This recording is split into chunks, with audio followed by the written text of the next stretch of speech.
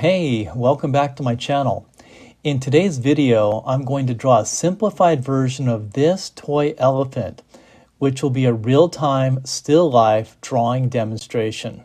Just to clarify, I will not be drawing from the photo of the elephant that you're seeing right now, but rather I'll be drawing from the actual toy elephant. The toy elephant is set up in front of me as a still life drawing subject. Okay, with that brief explanation and clarification, on to the drawing. So what I want to do, as I always do, is I want to make a sketch of the largest part. As you can see, this elephant kind of has a rectangular type body. So I'm quickly going to start with a basic rectangle, and then I'll modify it to kind of fit the shape of the animal here. So I'm going to go ahead and start like this with this rectangle, as you can see. Nice and light, nice and loose.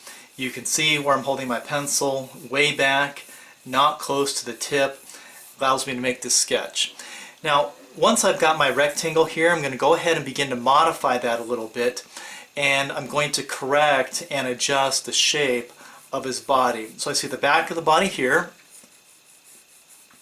I see it slanting downward a bit for the spine area, and then coming up a little bit for the shoulder area, as you can see. And I've modified that just a bit. Okay, coming down here, I'm going to take a look at the belly. It's along this line here. Once again, slanting down like this, and then coming up a little bit into this arm area. Okay, so this gives me the basic idea for the body. Moving on to the leg. So I'm going to go ahead and do the back of the leg. I'm going to see it here. I'm going to go ahead and use an oval type shape to get me going for the upper part of the leg. I'm going to go ahead and locate his knee at about this point. I usually like a circle for a knee like this. And then I've got to notice that this leg is going to slant back. I'll use just a basic rectangle type shape like this. Kind of a cylinder shape here. And then I've got to notice that down here at the ankle, the foot's going to slant the opposite direction. Something like this here. Now I'm not going to mess around with the toes or anything like that. I'm just going to go ahead and keep it very simple and very loose like this for the foot. I'll do that a little bit rounded, and there I go.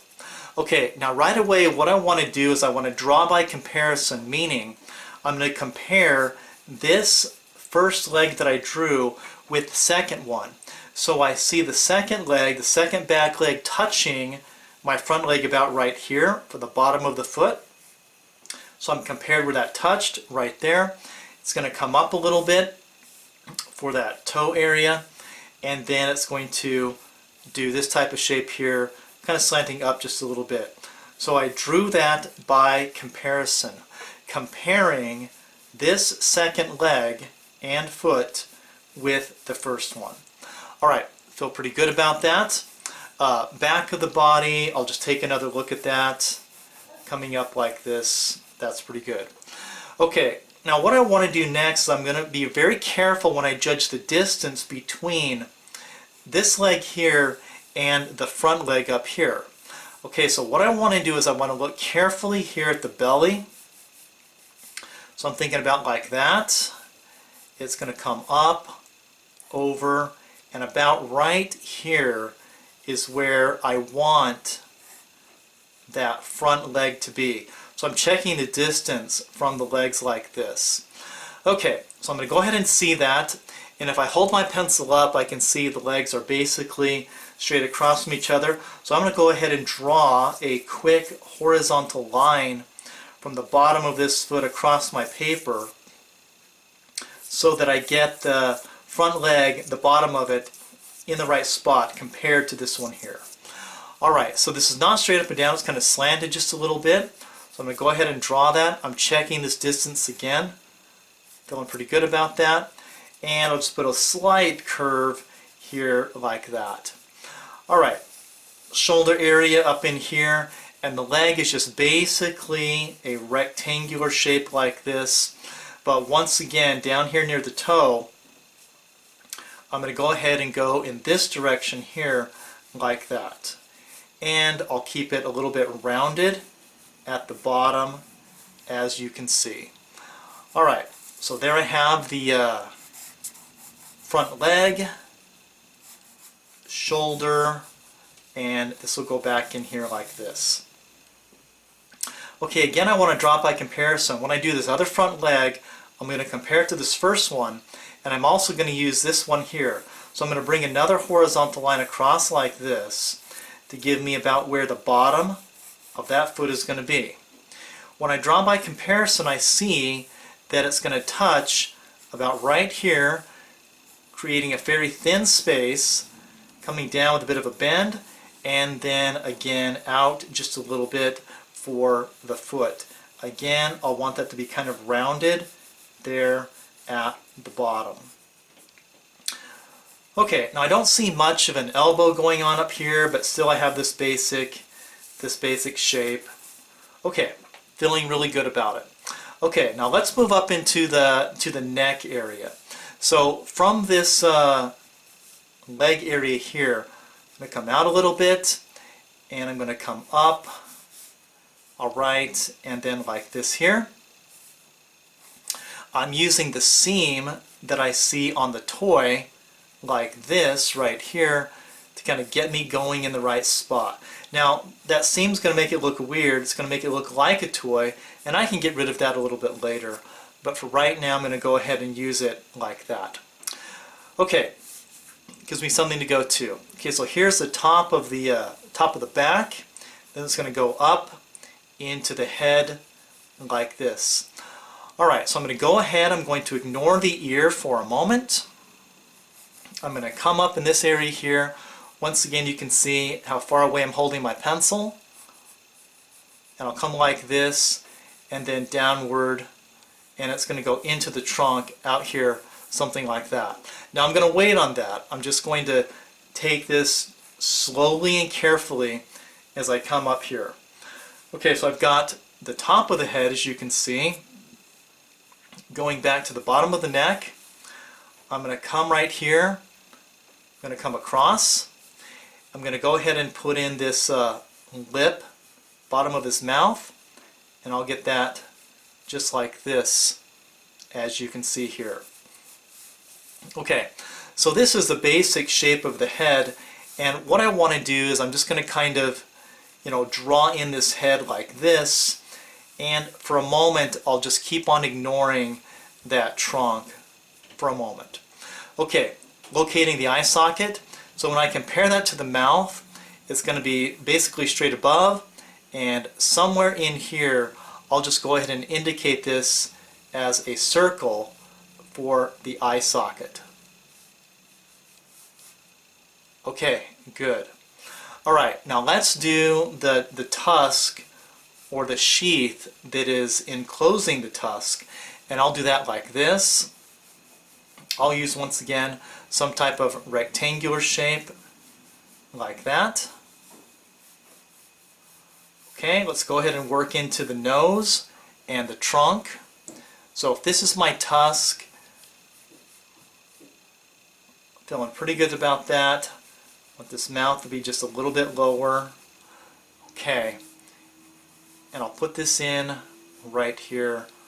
Once again, rectangular, simplified shape, as you can see.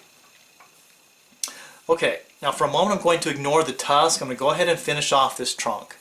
Okay, so holding my pencil way back here, I'm just going to lightly, I'm going to come down. I'll work on the top of it. I'll curve downward like this, and I'm taking a look at the curve, drawing very lightly and loosely at the moment as I come down. And let's go ahead and draw that trunk. Basically a curving cylinder.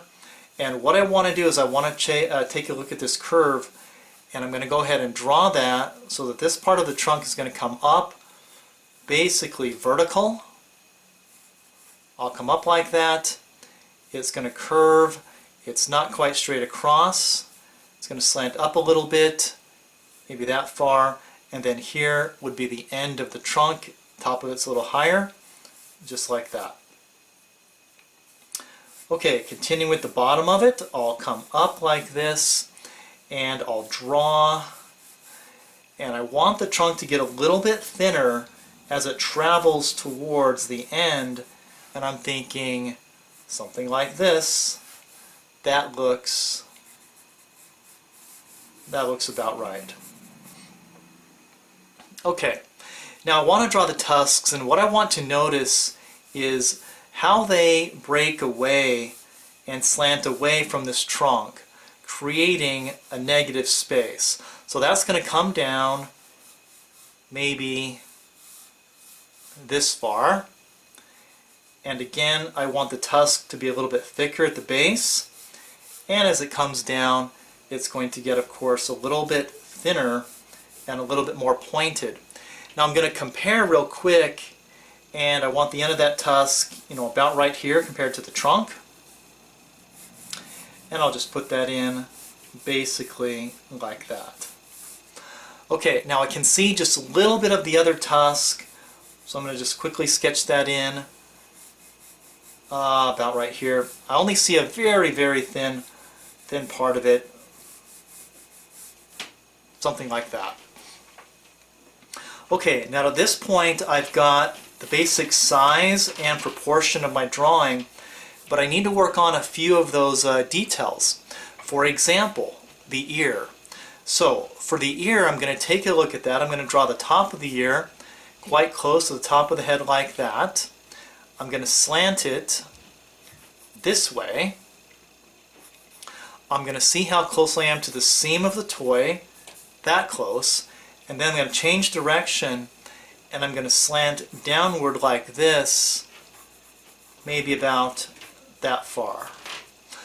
Okay, the ear's got some thickness to it, but it's thin down here. As it comes up, it gets a little bit thicker.